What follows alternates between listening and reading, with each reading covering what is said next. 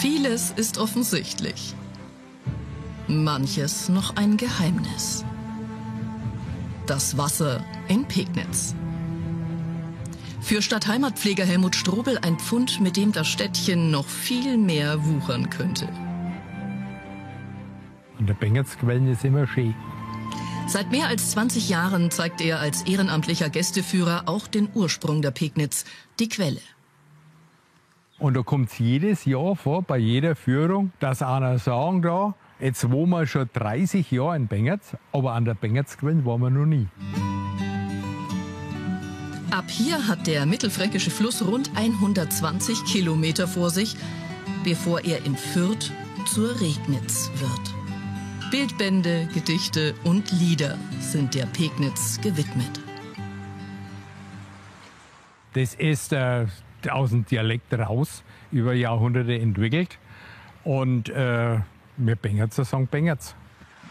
Von den 4 Kornmühlen, die im Mittelalter in Pegnitz betrieben wurden, haben die Bewohner der Stadt ihren Spitznamen: Pegnitzer Beidel. Durch die Beuteltücher, die die Pegnitzer angefertigt haben, und die sind in der Mühle, in der Siebeinrichtung, hängt er so drinnen und der wird dann über Mechanik geschüttelt, gebeutelt.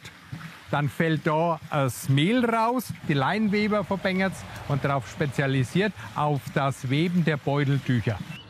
An einer Stelle in der Stadt wird die Pegnitz gekreuzt vom kleineren Mühlbach. Beide fließen dann zu einer Erhebung, dem Wasserberg. Die Pegnitz fließt in 15 Minuten außenrum, der Mühlbach aber mitten durch den Berg. Und braucht für die Abkürzung gut 2 Stunden. Sein Weg im Inneren ist unerforscht. Das Karstwunder galt schon im 18. Jahrhundert als Faszinosum.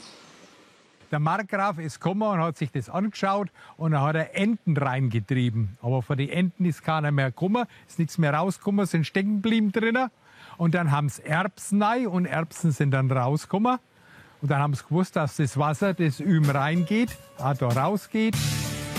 An der ehemaligen Röschmühle, heute ein Sägewerk, gibt es einen privaten Zugang in den Berg.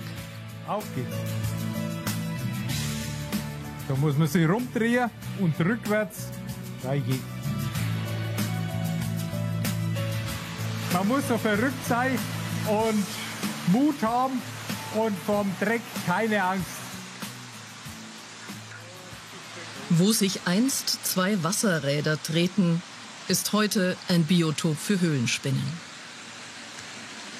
Ein bisschen Indiana Jones Feeling ist dabei. Dann gehen wir mal rein. Der unterirdische Gang des Mühlbachs wurde Mitte des 19. Jahrhunderts befestigt. 7 Meter oberhalb verläuft eine Straße. Vorsicht mit dem Kopf! 2016 war Helmut Strobel zum ersten Mal hier unten. Eine Grenzerfahrung. Es war ganz große Neugierde, weil wir haben uns nicht vorstellen können, wie es da unten überhaupt ausschaut. Danach schaufelte eine Gruppe abenteuerlustiger Hobbyhöhlenforscher erstmal eine Woche lang Schlamm, damit der Gang künftig leichter begehbar ist. Und dann teilweise konnten wir ja nicht stehen und mussten wir uns hinknien und mit der Hand, mit der Schaufel, dann schaufeln. Der hintere Höhlenbereich ist nicht erschlossen. Und das sind jetzt die letzten Steine, die die Menschen hingeschlicht haben, von Menschenhand gebaut.